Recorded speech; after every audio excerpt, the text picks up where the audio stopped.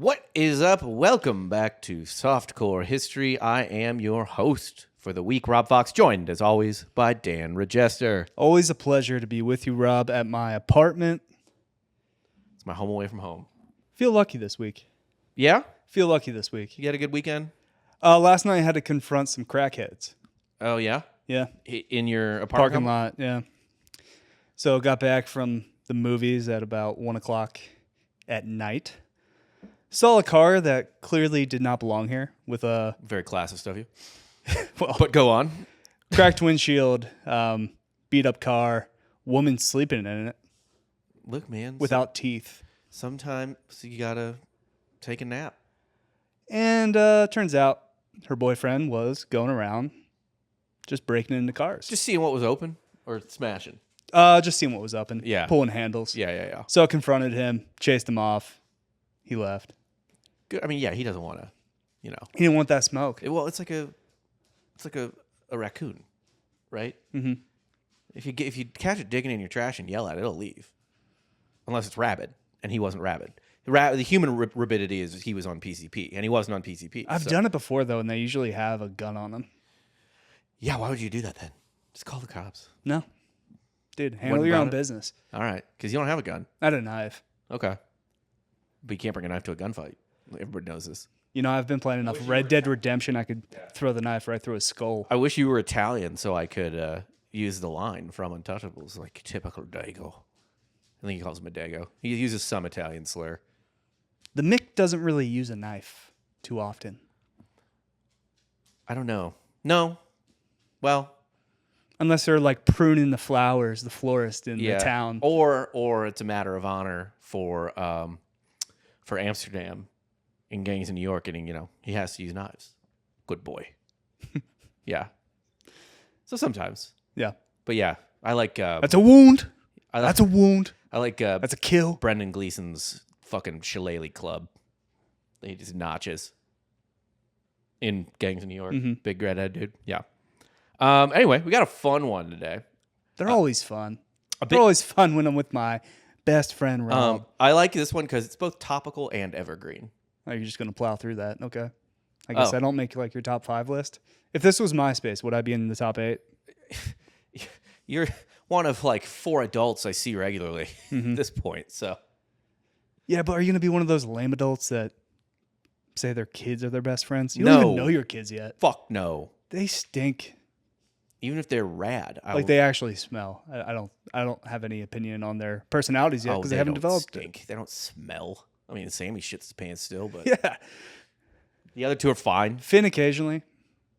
He's not fully trained yet. No, he's fully potty trained. I mean, he will from time to time lose sight of things. Listen, guys caught our out. age, we get 1 a year. You're allowed to poop your pants. And it's totally excused. Finn's probably on 1 in 2026. He's used his up. Okay. Yeah. He gets a couple more. Yeah, he gets a few mulligans being a 3-year-old. Yeah, breakfast balls.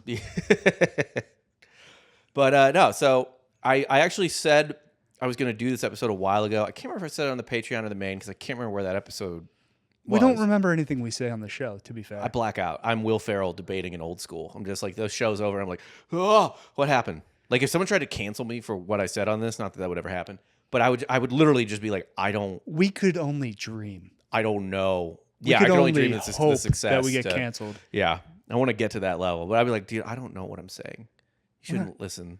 We're not important enough. Yeah, like I'm here. I'm not even trying to do like the Jon Stewart, like, oh, I'm just a comedian. It's just like I literally, when you have to talk this much, like it just We're going to have some bad takes.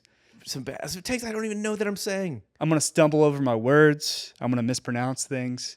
I'm going to get things wrong all the time. That's why it's softcore history. That's really our greatest shield, softcore history. Also, maybe our biggest barrier to entry. Yeah, the porno pun might be a hard ceiling. It's a play on Dan Carlin, guys. Yeah, Has hardcore nothing history. to do with porno. He started with the porno term. Yeah. Not me. He's simply our stepfather. Yeah, which is an apt way to put it for the porno metaphors. Anyway, it is opening day of Major League Baseball this week. Yeah, it is. So today we're doing an episode I promised previously the all heaven and all hell baseball teams, and who would win? Like guys that are certainly in hell, Yeah. like Ty Cobb. Yeah. What if he was really sorry at the end? We're gonna assume he wasn't. Okay. He doesn't strike me as the type. How can we justify somebody going to heaven though? We don't know some of these dirtbags. No, lives. all the guys I picked are they're sweethearts. Okay. They're like Roberto Clemente. Unimpeachable. Roberto Clemente's in heaven. Stan Musial's in heaven. Clemente's dead? What? I'm kidding. Like they named the award for like best human being in baseball every year after Roberto Clemente. Like I know nothing about Cy Young except that he pitched all the time.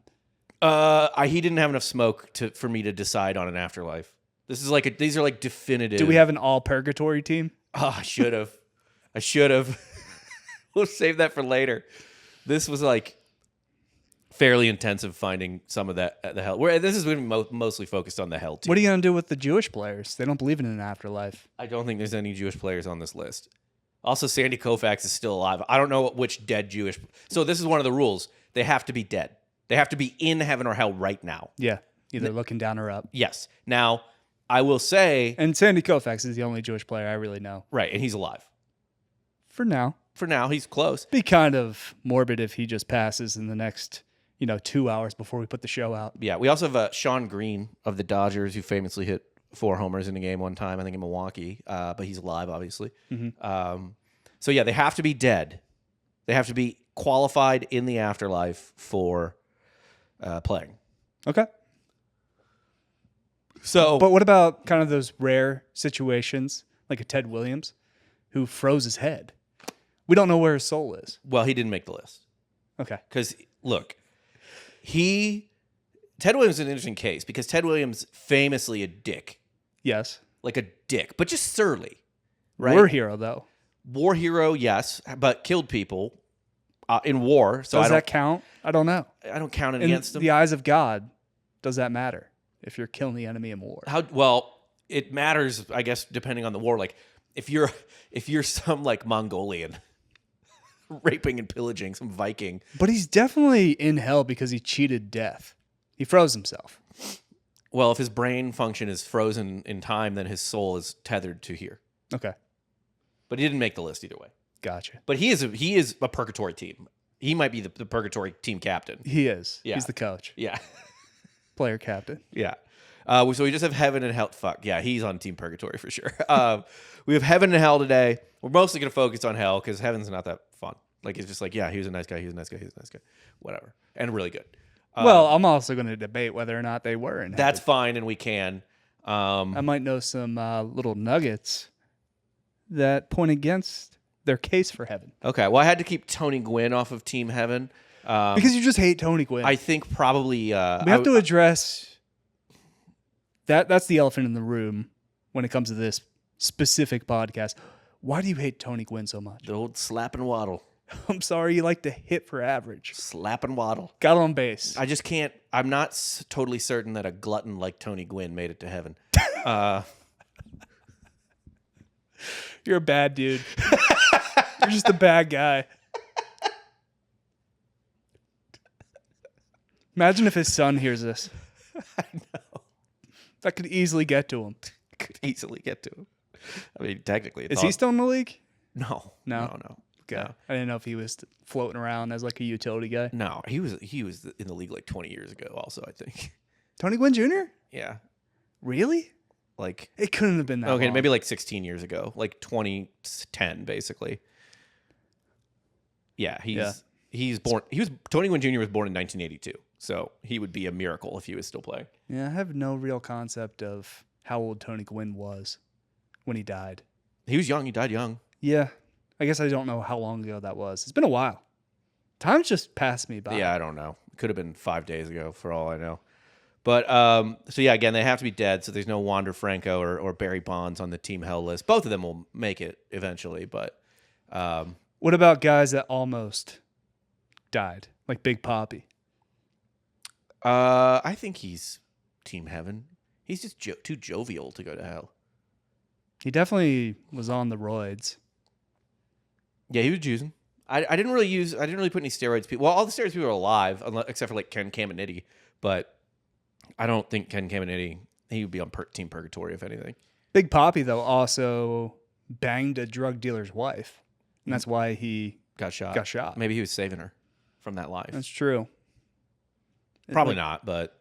Is it really adultery if you're doing it to a bad guy's wife? It's not your fault. Yeah.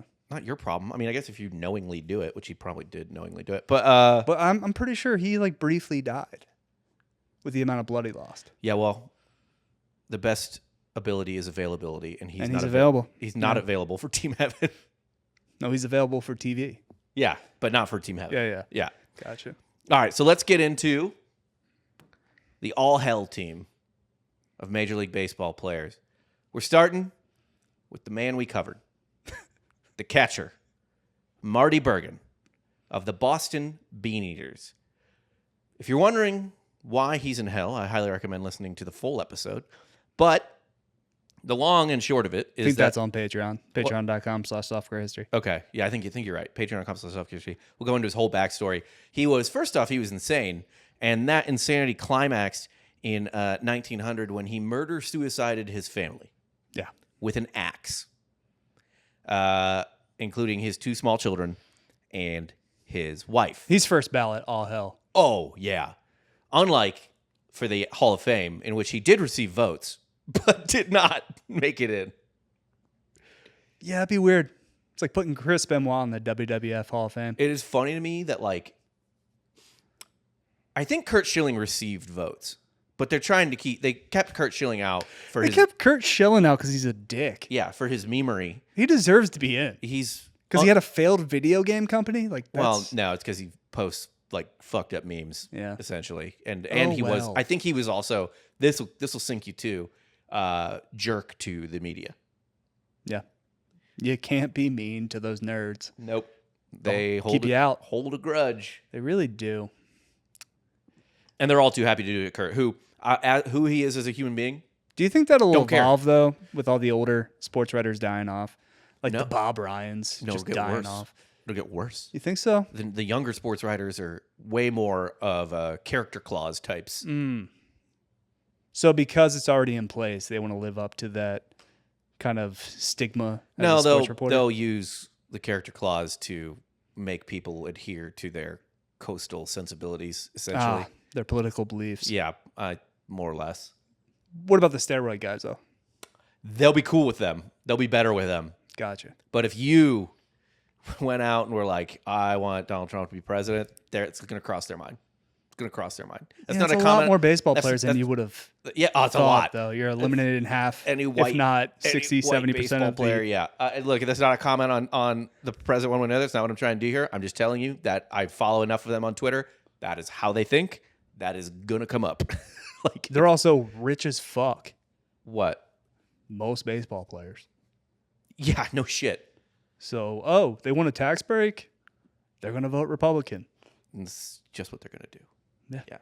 Now, I think that they would at least be like, who knows how Mike Trout voted, but Mike Trout doesn't talk about anything except clouds. So he loves the weather and he loves the Philadelphia Eagles. Yeah, so they'll be fine with him because they don't know. They might know. Come home, sweet boy. But he didn't talk about it. But yeah.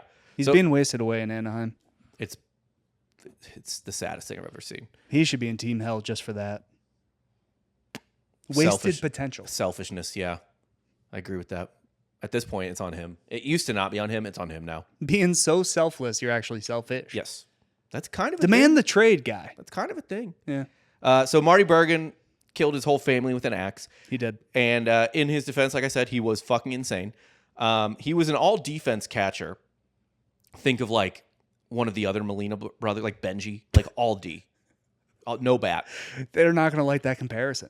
The Molina brothers? With this guy, yeah. But he did also once in a game miss every pitch thrown to him because he thought there was a ghost standing next to him trying to stab him. Mm-hmm.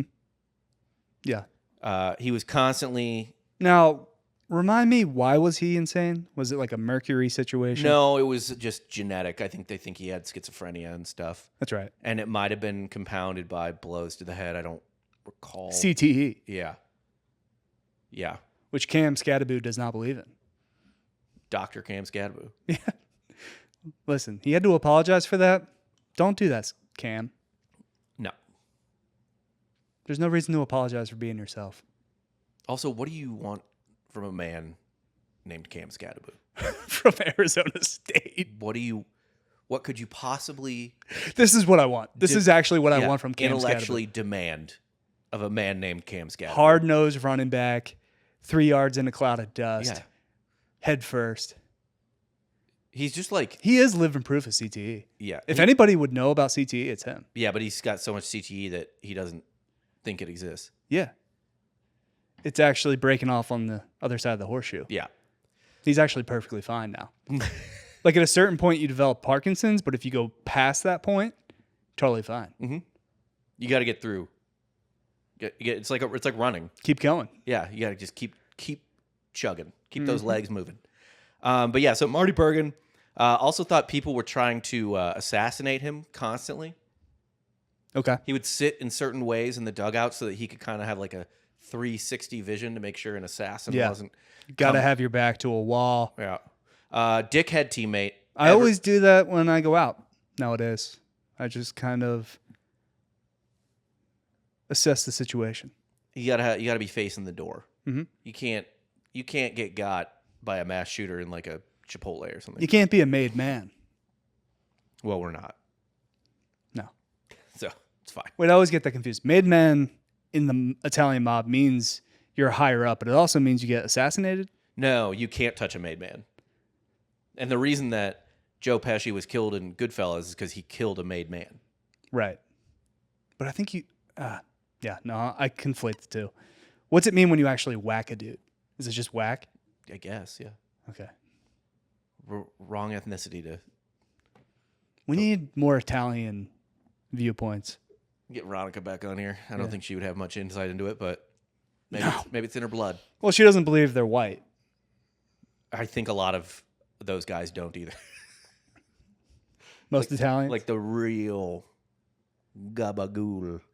The Sicilians, certainly not. Yeah, and they almost have a case, to be honest. Just the way they were treated. Oh, the way they were treated, but also they were conquered by the Arabs for a while, and then the Normans came in. They're a real melting pot. Mm-hmm, mm-hmm. So, right next to North Africa. Yeah, that is absolutely a melting pot. They might have a case. Marty Bergen also, I think at least once, just like slapped the shit out of his teammate because he thought he was talking shit. Oh, and he got in a fight with all of his teammates because after one of his children died, he came back to the team and they were all like, they didn't like him, but they were like, Marty, we're so sorry. Like, that's awful. We're here for you. And he was basically just like Adam Sandler in his audio sketch or the one it's spoofing Carrie's mom, where he was just like, you all were laughing at me. Yeah. Like he thought they were all like making fun of him because his kid died, which was the worst person to be around. Not the case at all. Like they were like, Marty, I'm so sorry. You were laughing at me. And then, yeah, just he maybe had Joe Pesci vibes from Goodfellas. He kind of did. He's a loose cannon. You can't say anything to him. No, you couldn't. You couldn't. He was, and they refused to play with him after a while. Mm-hmm. Like they were just like, we're not coming back if he's coming back. Bad locker room guy, bad chemistry. Just get him out of here. Bad husband and father. Team Hell already, has its issues with the roster. It's not a great locker room in Team Hell. Next up. God forbid to let Terry Francona in there to help all the players eat fried chicken and drink beer. I mean, that'll get them going, though. That Red Sox locker room feels like it was kind of a nightmare. A lot of big personalities. You know what I mean? They fired him for that. They won, though. Like, what do you want? Why did they fire him for fried chicken and beer? I don't know. Didn't he win him 2 World Series? Like, fuck off. Fuck off. He should have been there for life. At first base, we have a bona fide, all-time great, Hall of Famer, the great Cap Anson. You know this guy? Unfamiliar with this game. Okay. He was a player manager for the Chicago White Stockings for most of his career. Now, the White Stockings, turns out... No relation to the White Sox. They're the Cubs. They're the Cubs. It's stupid. Yeah. He led the team to 6 National League pennants from 1876 to 1886, which at that time meant you were the champion, like, period. There was no World Series, so Right. 6 championships. Wait, during Reconstruction? 76 to 86, yeah. It's just funny to think about baseball back then. Yeah. There's a line in Deadwood, which takes place in that time period, where Dan, Al Swearengen's, like, right-hand man, they're getting a newspaper, and he's like, get the newspapers that report on the baseball games. Got to. I was like, I want to read about that. Cap Anson was baseball's arguably its first true superstar. He was charismatic, he was influential, and he was a pioneer in professionalizing the game. He finished his career with 91 wins above replacement, a .333 batting average, over 2,000 RBI, almost 2,000 runs, and he was the first player in Major League Baseball history to record 3,000 hits. Okay, so he's a trailblazer. An absolute trailblazer. But there was one trail Cap Anson would not blaze. And that is, he was maybe the loudest voice at the onset of professional baseball in making sure that not a single black man touched the field. Well, given the time. There were plenty of people who were fine with it. In fact, there were black people playing on certain teams. So they were playing the Toledo Blue Stockings in 1883, and Anson... They don't acknowledge that. Jackie Robinson gets all the love. He gets all the love for breaking the modern color barrier, but there were... So the Toledo's catcher, Moses Walker, was the first known black player in the major leagues. Yeah. Also, who could forget Babe Ruth? We'll get to him. Babe Ruth, black man. Yeah. Everyone knows that. He refused to let his team take the field because Moses Walker was playing catcher for Toledo. Anson repeatedly dropped the N-bomb on the field and vowed his team would never play against a black player again. However... So you're going to forfeit those games, dude. Toledo had an ace in the hole, which is they were like, okay, you don't play this fucking game. We are not sharing the ticket money with you. Yeah. Get fucked. You're not getting paid. And you're going to no-call, no-show? No money. Well, they were on the field. Like, he was on the field dropping N-bombs at Walker, being like, we're not playing with this. Yeah. So you're not going to participate. You get no money. Yep. Now, he backed down then because they needed the money. It would have been a huge financial hit to the team. They're glorified hobos. At this point, they are boxcar hobos traveling. It's a traveling circus. What's the thing? What is it called? Like the knapsack on the stick? I forget what it's called. There's a bindle. A bindle. The bindle's on their baseball bat, essentially. It's a baseball bat with the glove hanging off, Yeah. and then whatever you can fit in your glove besides the ball. That's all you have. Yep. Those are your worldly possessions. However, his stance remained hard fast. In 1887, he again was confronted with this. They were playing Newark, and Moses Walker found himself on Newark at that point. They also had a black pitcher named George Stovey. So black people were playing in Major League Baseball at this time. But this time, Anson was famous enough or whatever that he was able to get the black players removed from the lineup. Oh. What? Yeah. Game went on. They weren't allowed to use their starting pitcher or their starting catcher. How does he have that kind of influence on the other team? He's the biggest star in the sport. Who cares? They cared, I guess. That's going to affect some gambling tickets. I'd be upset. Yeah, right. Yeah. Be like, no, wait, my guy can't play because of this dude? But your bookie's like, no, you didn't check the must start box. Just that it kind of seems like there's more foul play there than just this player. This was certainly the Wild West of fixed baseball at this point. Certainly. I mean, everything at that point was fixed. All the fights, all the horse races. Yeah. So this incident is often cited by baseball historians as the tipping point that emboldened owners to enforce segregation. Because at the time, some of them were like, I don't know, man, we're not that good. Let's just like find some black guys who could play and get the edge. And essentially all the owners were like, if guys like Cap Anson are going to bitch, it's not worth the trouble. Really? And segregation became formalized because of Cap Anson. He got it on the books. He got it on the books. he used his star power and the fact that he was a coach, not just a player. And it became an informal gentleman's agreement among the owners to just keep black players out of baseball. So the original Colin Kaepernick situation that actually happened. Right. Yeah. Every owner agreed no blacks in the sport. Yes. Thanks to Cap Anson. Kind of just like a wink and a nod. Yeah. Thanks to Cap Anson. Okay. First base for hell, Cap Anson. Also, I'm not saying that about Colin Kaepernick to be fair. What? Like, I don't think there was just some agreement between owners to not sign him. No, they didn't talk to each other. No, I think they just realized he got benched. I don't care. And he was He was good enough. He was good enough at that point to be a backup on any team. but he wasn't worth the headache. He wasn't worth the headache. It was like Tim Tebow. Tim Tebow was not. He's perfectly fine to be a backup in the NFL. Right. But you you just- were going to have these. you don't want the annoying circus ass that came supporters. with them. No, they didn't have to talk to each other because they were all like, I mean, football teams, unless you're really good, football teams will not deal with the headache. Pro sports teams won't deal with the headache unless you are literally a superstar. At that point, Kaepernick wasn't. Mm-hmm. If he was 20, if that was happening when he led them to the Super Bowl, he wouldn't have missed a start. Wouldn't miss a single start. Yeah, but once you suck at the sport, toodaloo. that's all they care about. It's sort of the dark side of meritocracy, I guess, if you will, because he was good enough to be a backup, but again, So this guy was so good, he got all blacks banned from the sport. yeah, He was one of the most famous players, but I mean, he was the most famous player. 3,000 hits. He was a coach too. Yeah, All right. this is according to baseball historians. I just financially don't think that's the way to go for the owners. You would think one of them would have been like, "No, I want to win." They could be like the Atlanta Braves now and just pay Dominicans, dirt wages.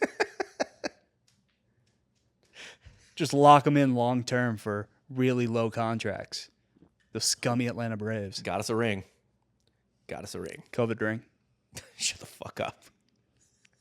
Players missed games because of COVID. It's a COVID ring. At second base, we have a former Philadelphia Philly. Well, we are like one of the longest running sports franchises Yeah, in all of sport, the Phillies weren't his main team though. but he had a cup of coffee. He finished his career there, I believe. Okay. Second base, we're going Pete Rose, the all-time Major League Baseball hits leader. Damn, dude. You're going to do Pete like this? You interviewed him, I did. and you're going to be like, you're in hell now, dude. Well, I do feel that way about guys who had sex with 15-year-olds when they were married and in their 30s. I always forget about that. Yeah. It always gets glossed over. Banged a 15-year-old. I always just think of Pete Rose signing baseballs for $75 at card shows. Yeah. Yeah, people forget about the 15-year-old banging. Yeah, that's not great. To which he said, I thought she was 16. Maybe to which Catholicism says Mary was 12. Mm-hmm. But God doesn't have an age. Right. He's timeless. Right. So there's He could be 12. He's outside a statute of limit. There's no. Yeah. Gotcha. He can be. He's anything and everything. So All you at can't, once? You can't pin him down think on those that's, charges. Yeah. Pete Rose though Was that an Oscar-winning movie? what? Everything, Everywhere, All at Once. Yeah, won Best Picture. Oh, Yeah. it was fine. I liked it. I never saw it. I'm sure I heard it was good, but I didn't see it. But so Pete Rose, all-time MLB hits leader, gambled on baseball, but I don't hold that against him for him. Sorry he believed in his team. Yeah, I do hold it against other people on Team Hell, but he's not one of them. Dude, we're going to get so much action on this game. It's going to be, yeah. He also, should be noted, kind of he's not Ty Cobb level of dirty player, but like he ruined a guy's career in the All-Star game. Sorry, he cared. He trucked Ray Fosse. If you have the time, go YouTube Pete Rose Ray Fosse. Like shattered all of his bones in his shoulders. It is the baseball equivalent of Sean Taylor murdering the punter in the Pro Bowl. Yeah. Like just immoral. Like, What are you doing? there's no reason for it. Now Pete Rose played a lot of positions, but he came up as a second baseman and played over 600 games there. Yeah.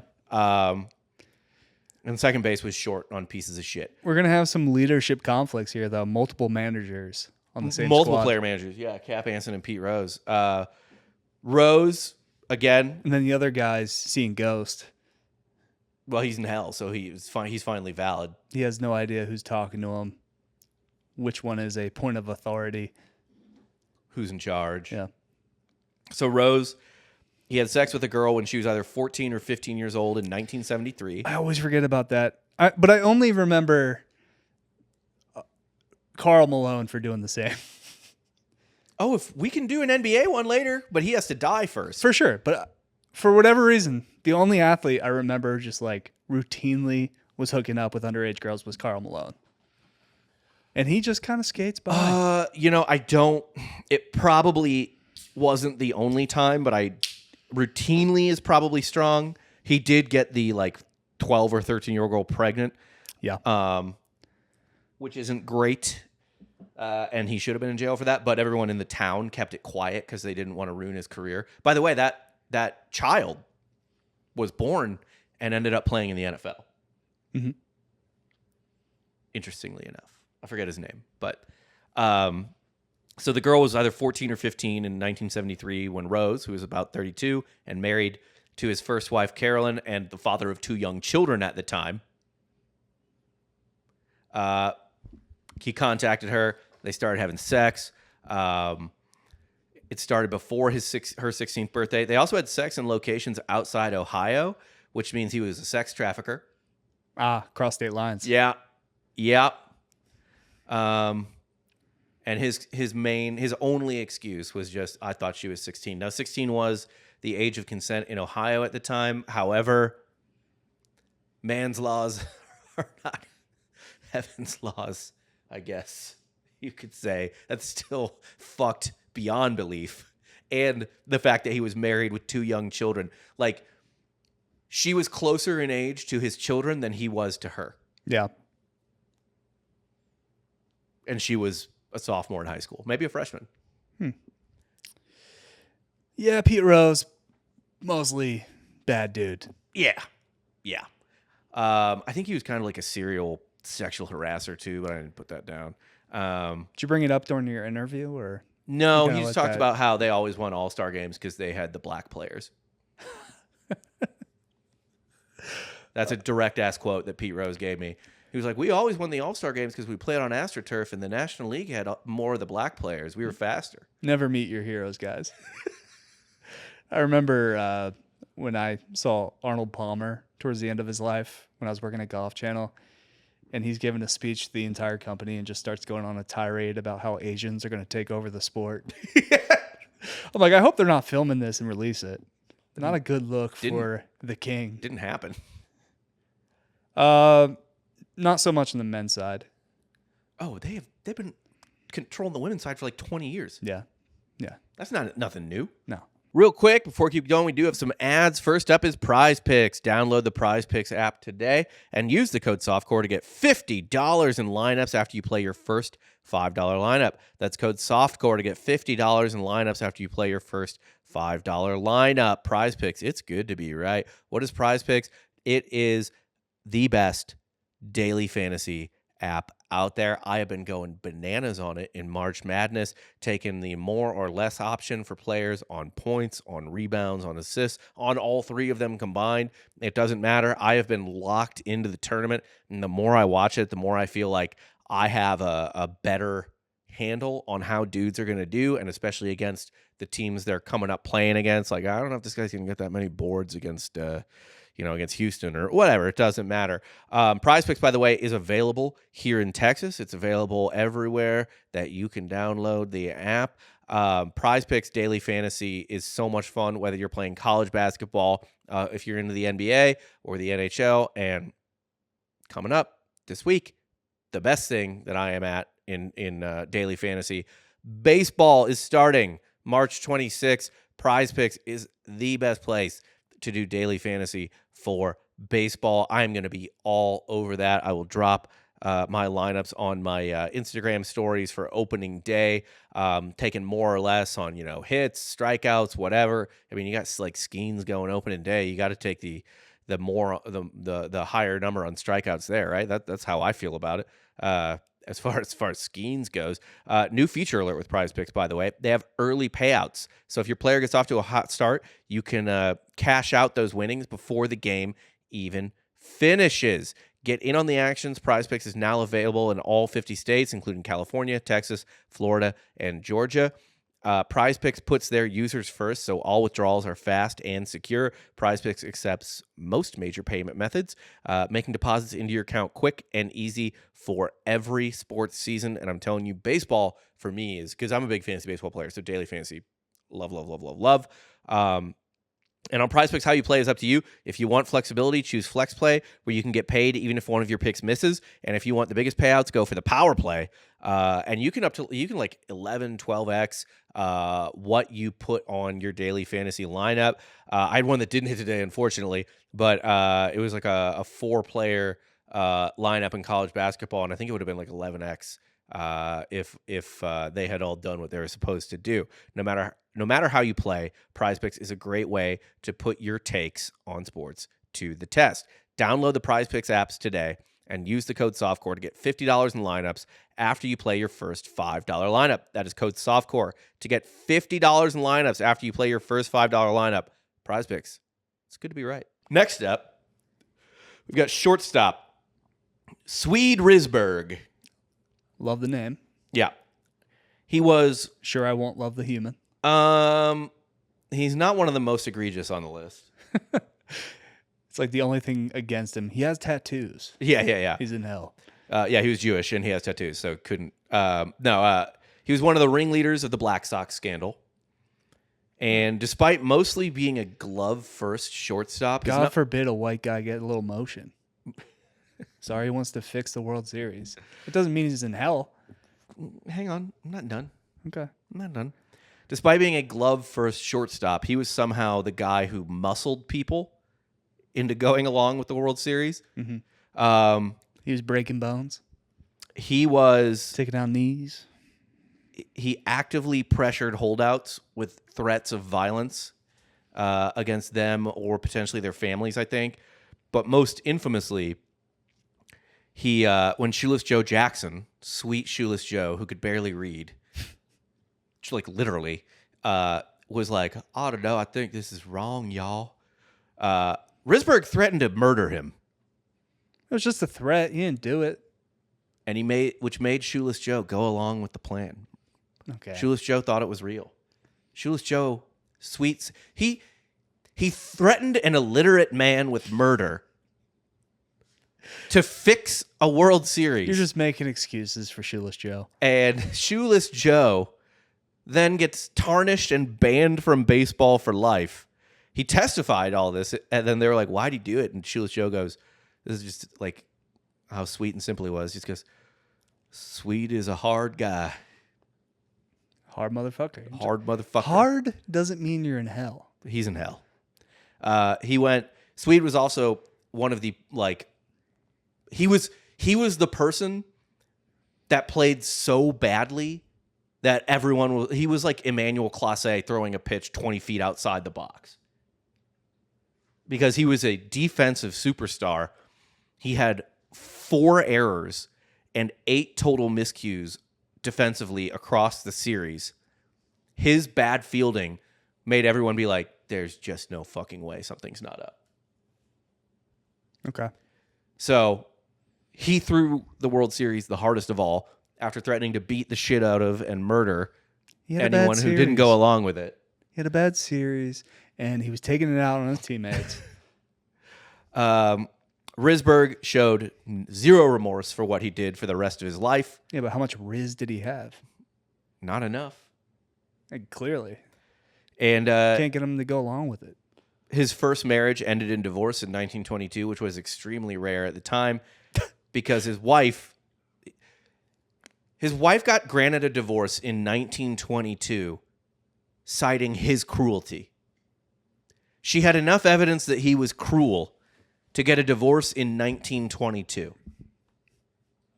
It's a he said, she said situation. He always wins. Back then. The judge was just like, oh my God. Nah, it was the midst of the feminist movement, the right to vote. You know, they were getting a lot of momentum going. You weren't getting divorces back then. You weren't getting out of a marriage like that easy. He was an easy target. He was smashing her all around the house. Okay. Beating the shit out of his wife. Threatening to murder Shoeless Joe Jackson. Through the World Series. He's in hell, and he's starting at shortstop. Dude, he's going to be really upset with you when you die and you go to heaven. Oh, sweet. I'm going to heaven? And he's up there. Okay. Of course, you're a sweet little baby Oh. face. Thank you. You're going to be floating. And he's going to be up there and be like, yo, what the fuck, dude? Do I have to teach you a lesson? I would say, first off, thank you for listening.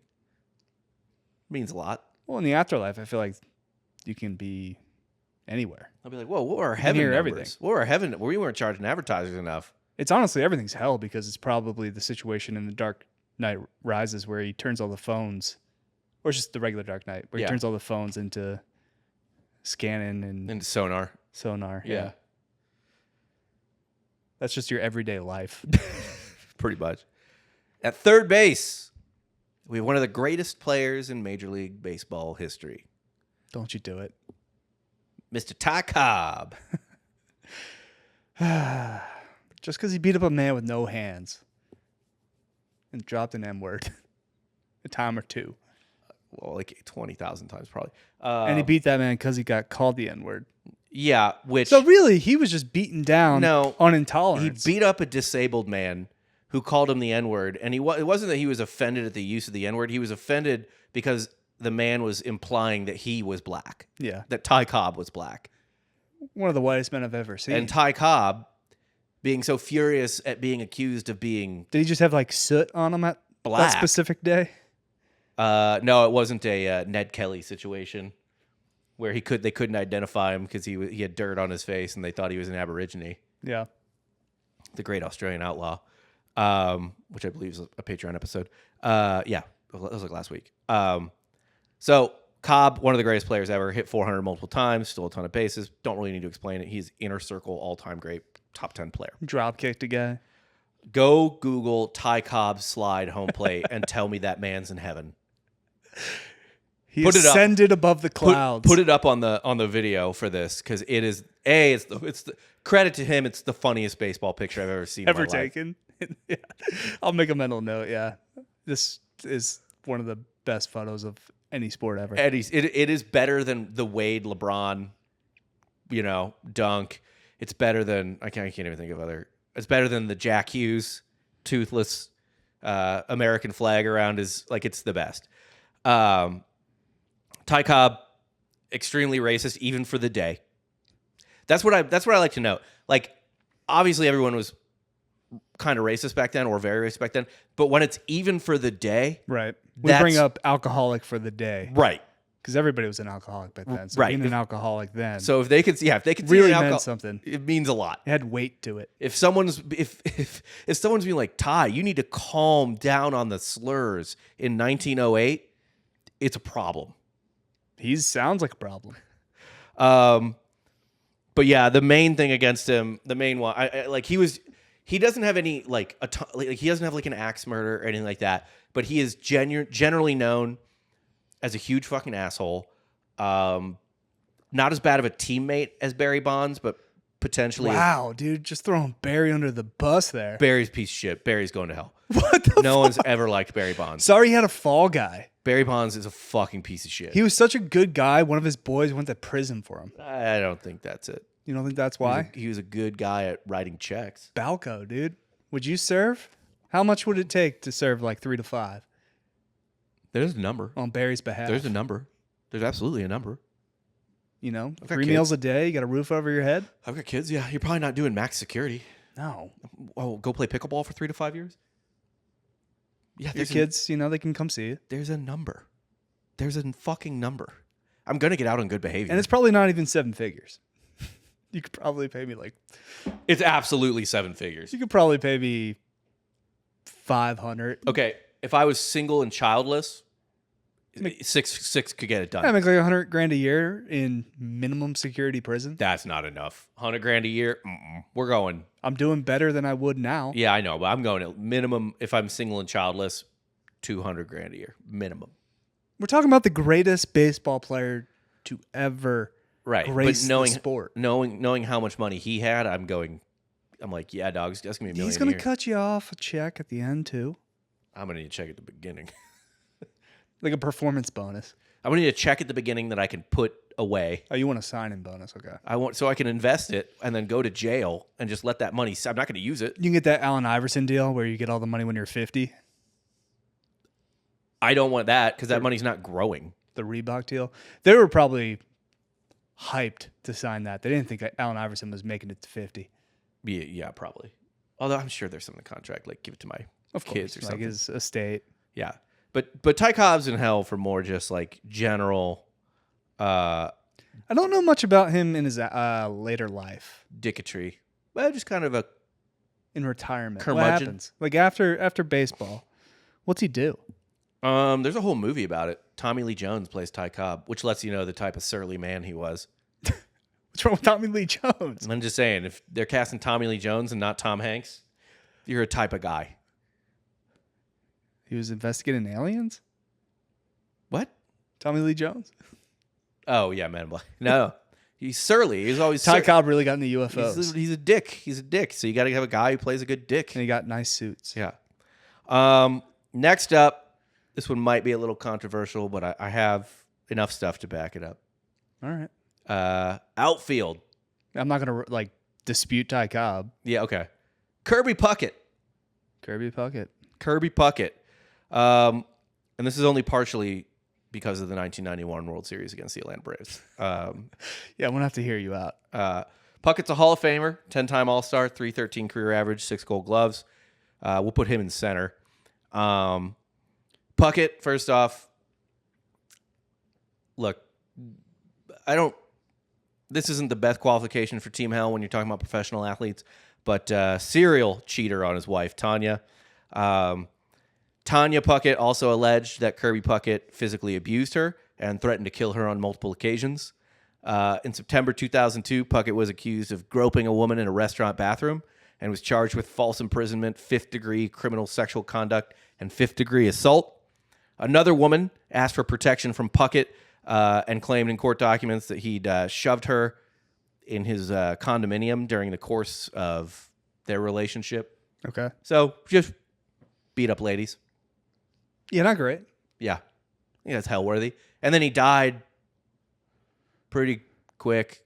He died kind of young, so not a lot. No redemption arc there. Yeah. So I think Kirby Puckett's probably in hell. Okay. Next up, we've got outfielder Joe Gedeon. He's technically a second baseman, but outfield was actually pretty clean. So he had to move an athletic infielder to the outfield. Put him in left. He played for the Washington Senators, the Yankees, and the St. Louis Browns. Only a .244 lifetime hitter. Where'd you find this guy? Well, he might be the worst person I read about. We already had an axe murderer. Oh, no, I wasn't finished. The worst person I read about involving the Black Sox scandal. No. You're going to hate this guy. You're really fucking going after the Black Sox here. Just 2 of them. I could have done fucking 8 of them. I'm not going to do that. Just 2 of them. And you're going to hate this guy. I promise. I put this guy in here in particular because you're going to hate him. All right. So pretend you're God here with your set of morals. Okay. So he didn't play for the White Sox. Like I said, he was playing for the St. Louis Browns, I believe, at the time. But he was boys with Swid Risberg. So guilty by association? Hell. In 1919, Risberg tipped off his boy, Gedeon, that the World Series was going to be thrown. Sorry, he, got inside information and probably placed a very large wager. He shared the tip with a bunch of St. Louis friends and gamblers and asked them to place wagers on his behalf. So he's selfless, shared the wealth. Yeah, this inadvertently spread the word of the fix in gambling circles and may have drawn more people into more baseball fixing. So he's the reason they got caught. Yeah. He's one of the reasons they got caught. Risberg himself is probably the main reason. After the series, when smoke started to come out. It's like the fucking dude that placed a bet on the Alabama LSU baseball game from, I think, the Cincinnati Reds Stadium. Yep. And We're like, huh, that's a really weird place to bet a large amount of money on a college baseball game. Well, he also told the person he's placing the bet with, he literally was like, I got inside info. Like, a couple guys for Alabama aren't starting today. Like, I got the inside tip from the coach. Like, Don't tell that guy at the window anything. No. Just hand over your money and get the ticket. Get the fuck out of there. Yeah. He was bragging. That's it. But Gideon, no. I mean, to be fair, that's a large part of gambling is to tell people about your bets. You always tell about your wins. You're not so vocal about your losses. Yeah. And if you do lose and somebody that is completely like a golf tournament or whatever is completely like nowhere close to your selections, you just say, well, they were in my models. Yeah. I just didn't trust it. Yeah. But they were like the top of my model. So I was technically right. Yeah. So that's how you do this professionally. Never wrong, yeah. Never own your losses. Now, after the series, this is where I think the hell part comes in, really. After the series, and that smoke started to come out on the White Sox, and people were suspicious. Was he a rat? He ratted to White Sox owner Charles Comiskey, hoping for a reward. He ratted for a reward. Okay. So he just expected to be paid for ratting on his best friend. Sorry, dude. That's how you get whacked. Yeah. Yeah. He then testified against his boy. Oh, turncoat. After making bets. He made bets on the White Sox, or on the Reds, I should say. You're automatically out of the friend group. Yeah. Group chat, you're deleted. Bad friends. Bad guy. Yeah. He's definitely in the all guy hell. He's in guy hell for sure. But here's the worst part too. When they did ask him, okay, you're ratting now, and you ratted to try and get more money after you placed the bets out of also greed. Why'd you bet if you thought it was wrong? And Gideon said, he was like, well, I did bet on Cincinnati, but I didn't bet that much because I felt bad. It was going to happen anyway. What? They're going to throw the World Series. So is it really that bad if, big guy over here wets his beak? Yeah, but that's what he says. Like, well, I didn't bet that much. I felt bad. And then rolled over on his fucking friend. Out of the blue, by the way. I want to note. Out of the blue. Like, he just thought he would get money if he ratted out his friend. It just sounds like a congressman now. Takes place, well, they're probably going to hell. Takes part in the fixing scheme. Then, out of greed. Then, to get more money. And by the way, probably had those St. Louis gamblers that he tipped off give him money for the tip. Yeah, he's certainly on the all bad hang team. Yeah. Then, when he thought he could get even more money, because everyone was figuring it out, tried to rat out his friend, or did rat out his friend, in the hope that he would get even more money for ratting out his friend, and then officially ratted on his friend by testifying. Okay. Hell. Yeah. You agree? I see nothing wrong with that logic. Okay. You've convinced me. Last up in the outfield, Babe Ruth. What the hell, dude? Glutton. Love the hot dog and a beer. What's wrong with that? Glutton. Just a filthy glutton. Also, cheat on his wife constantly. Oh, God forbid. I'm putting Babe Ruth on the all hell. I'm sorry, he's like the greatest athlete ever. If fucking Kevin Spacey from Seven was alive during Babe Ruth's time, his wife probably understood. he would have tied. She probably kind of did. He would have tied Babe Ruth up. Maybe they had an agreement. You have no idea. It was an open marriage. It was what is it called? Hall Not pass? consensual non-monogamy. Ethical non-monogamy. Ethical non-monogamy. Yeah. Sure. And he's making love to hot dogs over women 9 times out of 10. That's true. He has taken the hot dog over the lady. Every day. Yeah. And Yeah, I mean, Babe Ruth's not laying it down. His wife doesn't really have to be worried about him pleasing another woman. He's not worried about pleasing another woman. Yeah. So it's probably an agreed upon thing. He's worried about pleasing himself. He's not worried if she has a good time. What's your angle here against Babe Ruth? Glutton. Also a liar. He's black. Also black. Also a black man. Yeah. A lot of things. But he had to lie about it. Yeah. I don't think he was black, but that is Dan's conspiracy theory that look at the hair that he hangs on to. Yeah. Look at the hair and look at his nose. Jesus Christ. No, look at the photos, dude. He's a black man. He does have a giant nose, but he's definitely not black. There's so many photos that I see. The more photos I see of Babe Ruth, the more I'm like, that's a black man. I know. You lean into it. It's not a bad thing. You're treating not it like saying, it's such a awful thing. I'm not saying it's a bad thing. I'm just saying our greatest baseball player, and I'm just saying this not necessarily off numbers or accomplishment, but like just raw athletic ability from his body. Power, mostly.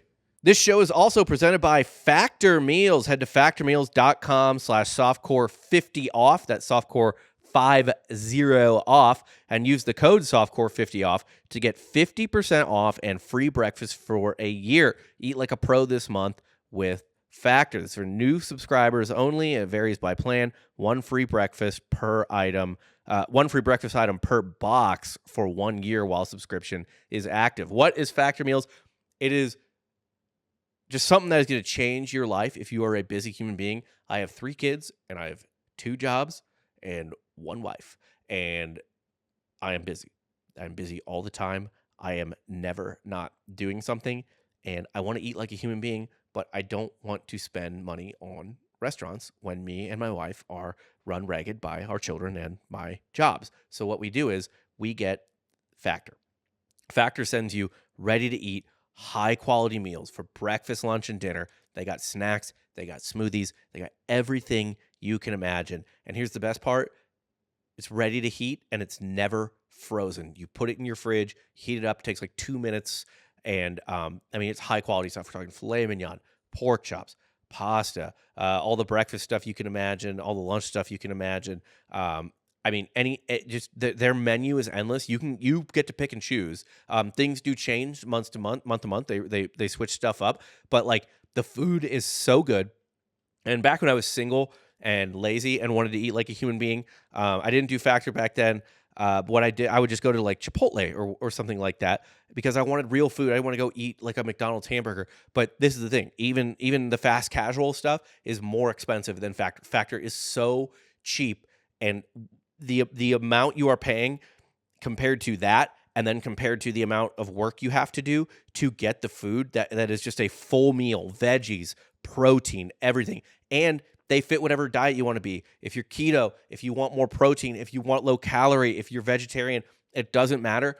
They can give you what you need to get there depending on what you want for your diet. The menu is so diverse and so interchangeable. It's awesome. You're never going to eat the same thing twice if you don't want to, but you will because you'll end up having favorites that are really good. The pork chop is awesome. I get the pork chop a lot. I'm telling you, man, if you are busy, if you're on the go, if you work a lot or have a lot of kids or whatever, Factor is the move. Highly recommend Factor meals. It has taken so much stress off my life. The only thing you're going to clean is your knife and fork, and I guess whatever you drink out of. That's it. The cleanup is like minimal, which is the worst part of cooking and eating. So again, head to factormeals.com/softcore50 off. So that's softcore 50 off, and use the code softcore50 off to get 50% off and free breakfast for a year. Eat like a pro this month with Factor. New subscribers only. Varies by plan. 1 breakfast item per box, 1 year while the subscription is active. The GOAT.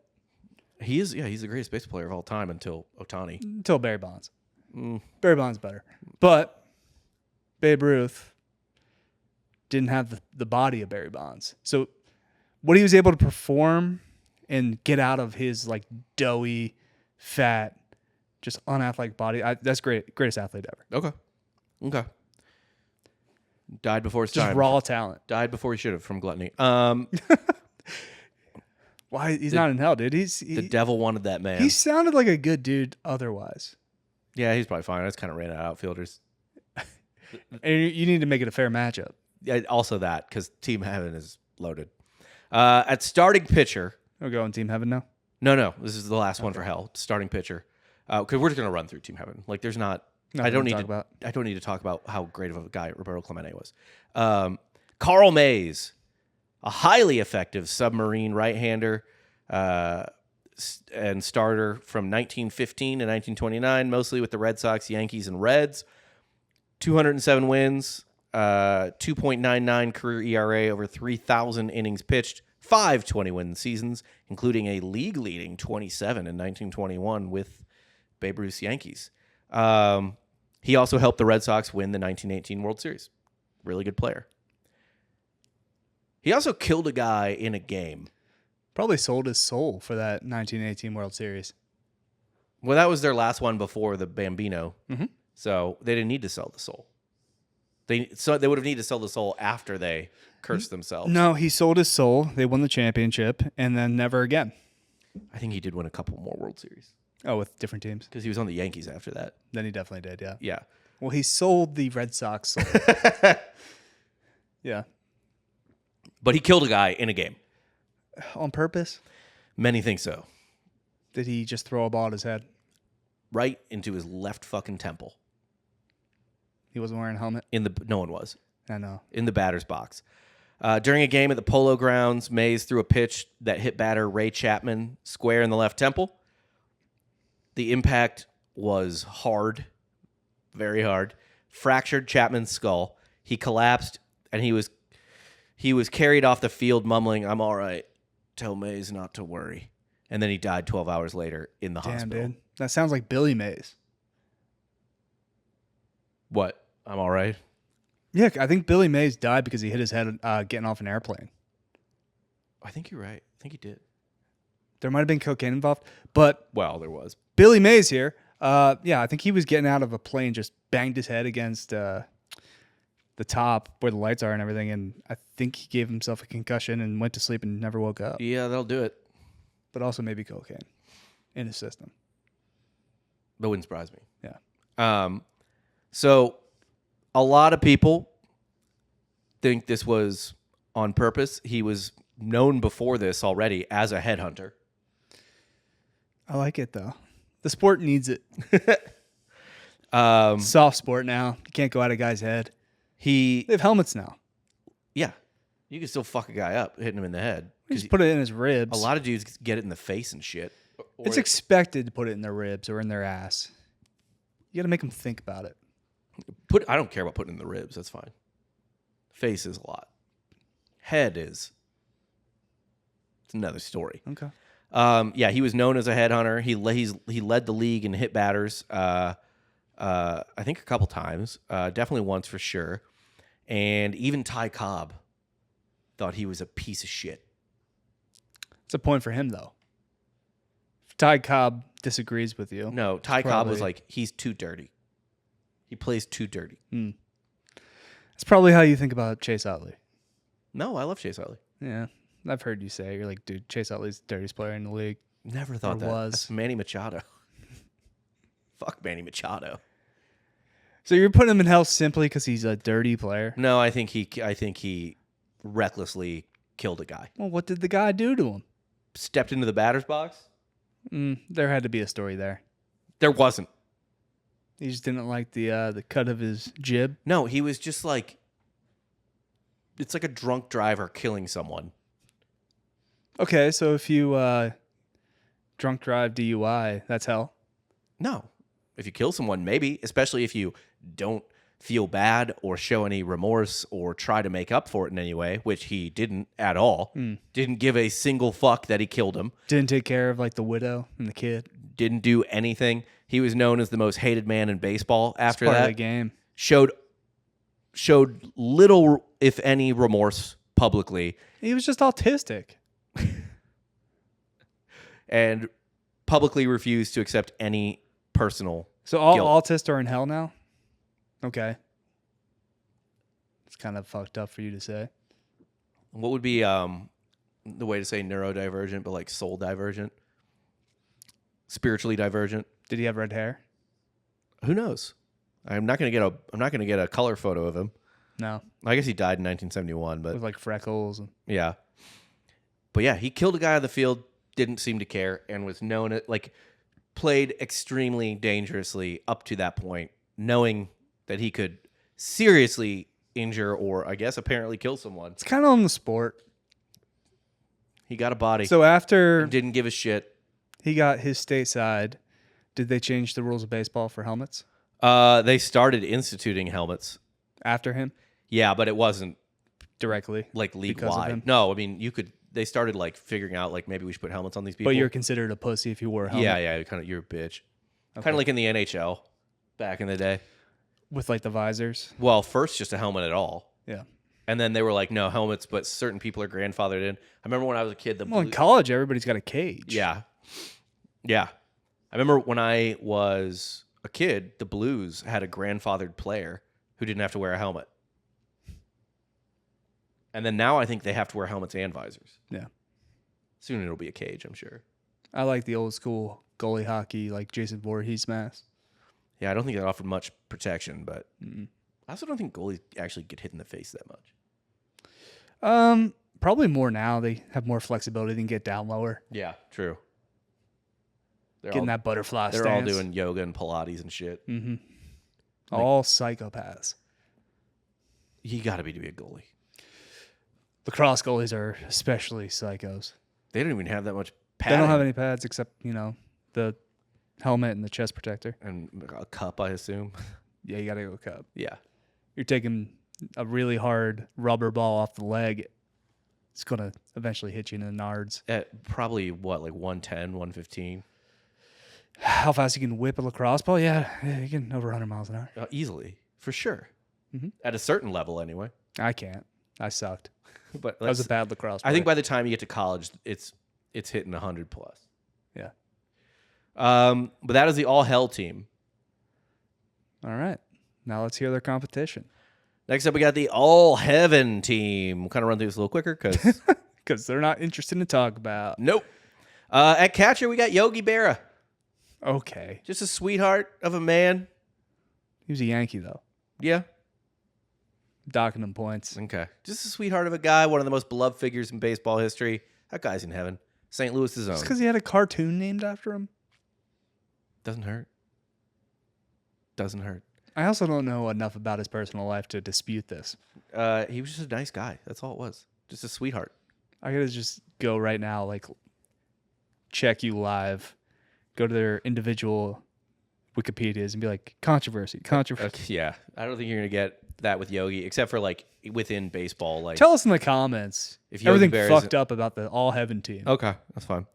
At first base, I don't care what he did in his life. He suffered enough on earth to make it to heaven. Lou Gehrig. Yeah. He's a unit. That man's in heaven.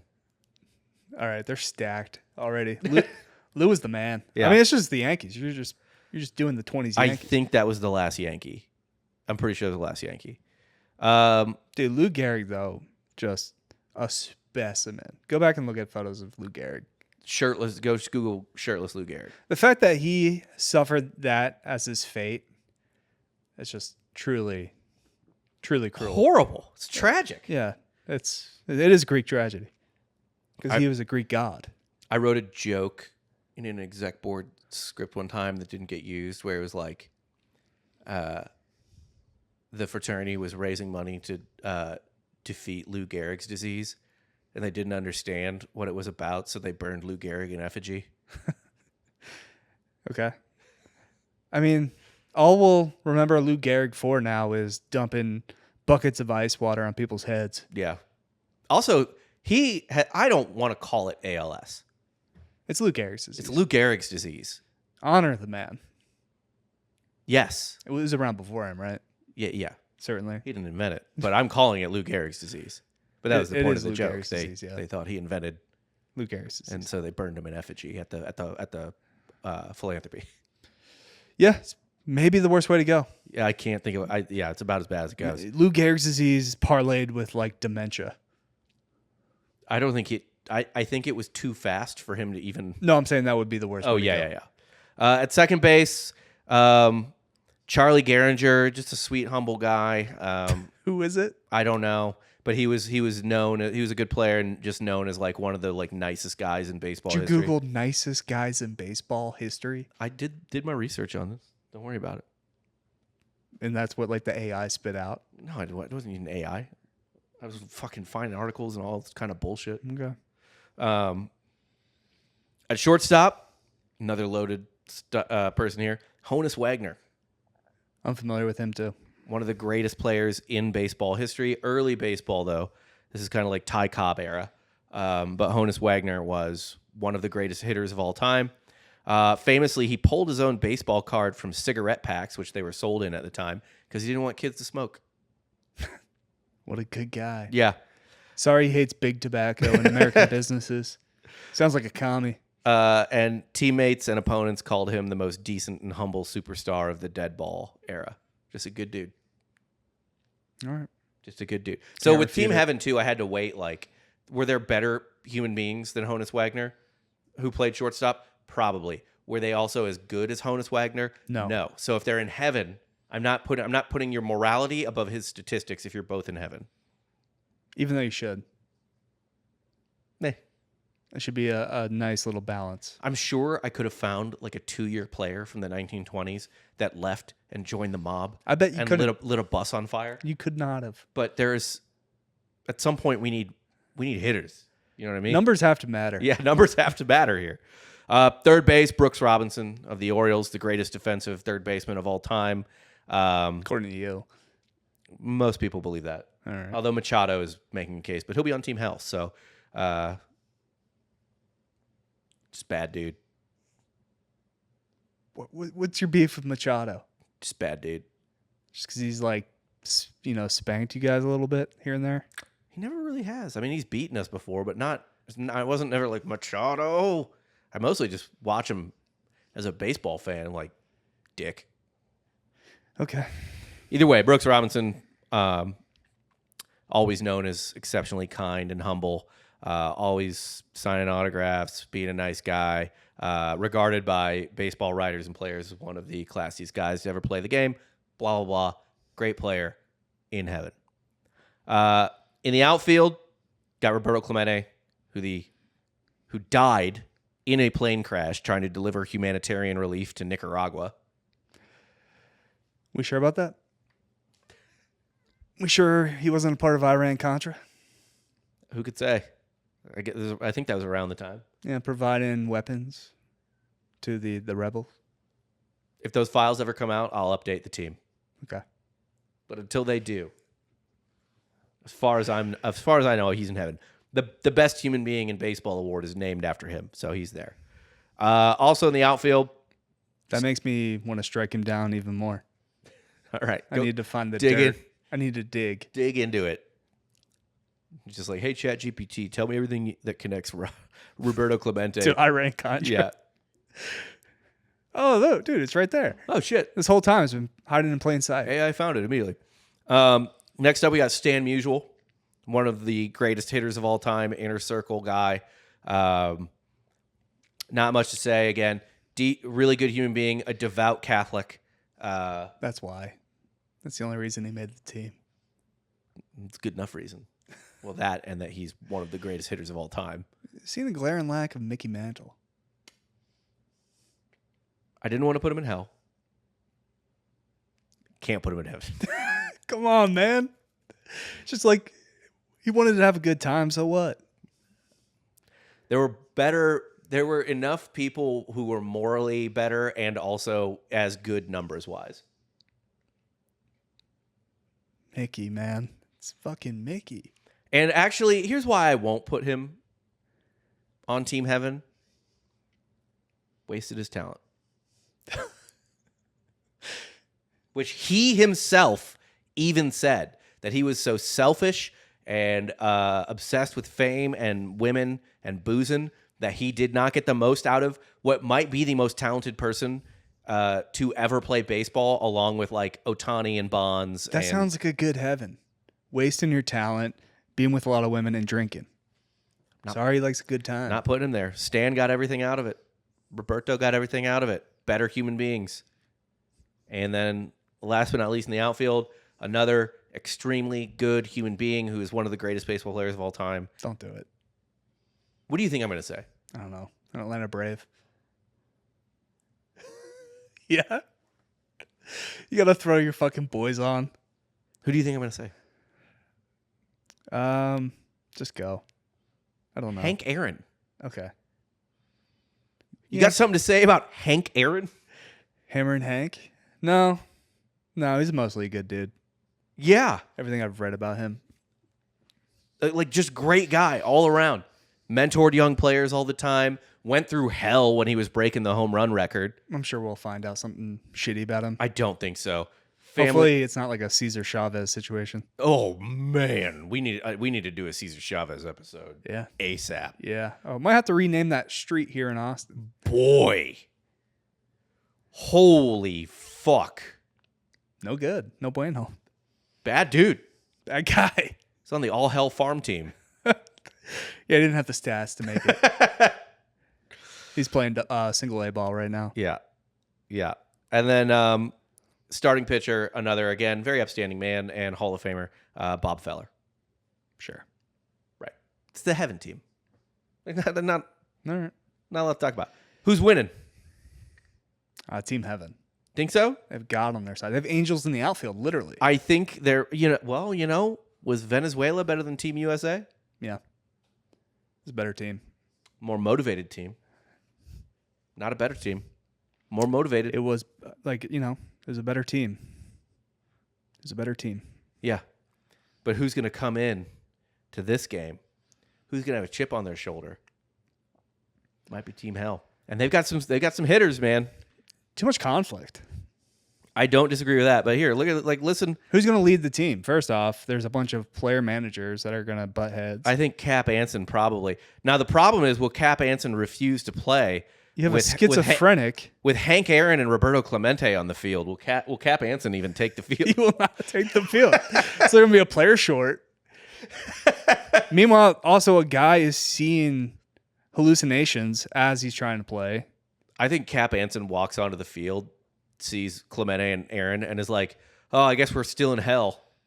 Pete might throw his own team under the bus because he made a couple side wagers on Team Heaven. Pete bet on himself. Now you got to wonder about Swede Risberg. Oh, I mean, there's plenty of degenerate gamblers that are going to throw games, and Joe Gedeon, who's going to then go to God and be like, "Hey, we threw the game. Can I be in heaven now?" Heaven by like 12 runs. Heaven does have a distinct starting pitcher advantage. Also, the fucking power. You got Hammer and Hank alone. You got Babe Ruth on Team Hell. Is Hank still your home run king? Yeah, absolutely. You're one of those. Did it clean. Team Hell has a lot of great hitters. Kirby Puckett, great hitter. Babe Ruth, obviously. Ty Cobb. You only put Babe Ruth on him to make it more even. Oh, he's in hell. Pete Rose. I forgot you did it too. He should not be in hell. Cap There's no reason Babe Ruth should be in hell. Look, Babe Ruth's in hell. You just need to accept it. He showed up in the Sandlot as like a guidance ghost. A guy from hell is not doing that. He escaped from hell, stole something from the child, smoked in a child's bedroom. We should just give him life lessons. A man from hell is not going to do that. Babe Ruth, very much, at least in purgatory. I think he's in hell. Yeah, you have it out for him. I don't know why. I love Babe Ruth. He's in hell. Just because the man liked to eat. Glutton. You're fat shaming now? Glutton. All right. He needed all the energy he could. He needed that protein. He also wasn't that fat, which is actually kind of funny. I know. He's like George Costanza fat. Babe Ruth weight 215 pounds. I weigh as much as Babe Ruth. Wait, what was his height? I think he was pretty tall too. I'm 6 foot and I weigh 215. Yeah, he was 6'2". 6'2", 215. Me and Babe Ruth, we're the same. Fat. Damn, I gotta lose some LBs. All right, well, that's all I got for today. You got Team Heaven? I think Team Heaven probably takes it too. Team Heaven. I think Bob Feller kind of tips it. I think the lineups are more even than you think. Yeah, they are, just because I forgot Babe Ruth was on hell for some reason. Because I would not imagine Babe Ruth ever in hell. But I think there's too much conflict on hell. Yeah, you're not wrong. Catcher situation alone is going to be a nightmare. Who's their manager? Satan from South Park? Yeah, I didn't do managers. I should have. Him and Saddam? Yeah. Team Heaven is any number of sweet managers. I don't know. We're going to run out the lineup. All right. Babe Ruth's going to be third. Or who's Saddam? Yeah, exactly. I don't know who Heaven's managing. We'll just say Jesus. Jesus is managing Team Heaven. Okay. I don't know if he knows ball, though. That's the problem. Buddy, anyone can write that lineup. You're right. Can't fuck that up. We thought that with the U.S. team against Venezuela. We did. That's what I'm saying. Here we are. It's not a given. Now, here's the last one. Should they play 1 or 7? It's a 7-game series. Okay. I agree. Come on, dude. I agree. Real baseball. Proper baseball. This isn't March Madness. I agree. All right. Well, that's all I got for today Yeah. on the all heaven versus all hell team in I baseball. enjoyed myself. Thank you for that. I do what I can. Share it with your friends in honor of opening day. We're talking baseball. We also do a sports show on our Patreon. On the upper tier. Yeah. Every week we do a sports show. I give out golf picks. We'll do an MLB preview this week. Yeah. That'll be most of it. Also, well, most of it's March Madness too. Yeah, well, it's going to be a loaded sports show. It's going to be a long show. Yeah. Yes. Also, 2 shows like this on the lower tier and the higher tier, you get it too, that are just like this, history related, that drop Wednesday and Friday. Check it out, patreon.com/softwarehistory. Tell your friends about it. Gift your friends the gift of Patreon. Hell yeah. Get them in. Get them in the door. You can give a gift. A good birthday gift. Probably a horrible Mother's Day gift, but do it anyway. Do it anyway for your mom. Yeah. Or your wife. We really need to get the female listenership up. Yeah. Do you give it to your wife? Also, subscribe to the YouTube. Leave a review on Apple and Spotify. 5 stars, please, and thank you. And if we get a couple reviews on Apple that are worth reading, we'll do that if we get enough. Yep. So we'll do that next week, the week after, whenever they come. Yep. Sounds good. So for Rob Fox, I'm Dan Regester. You just got soft serve.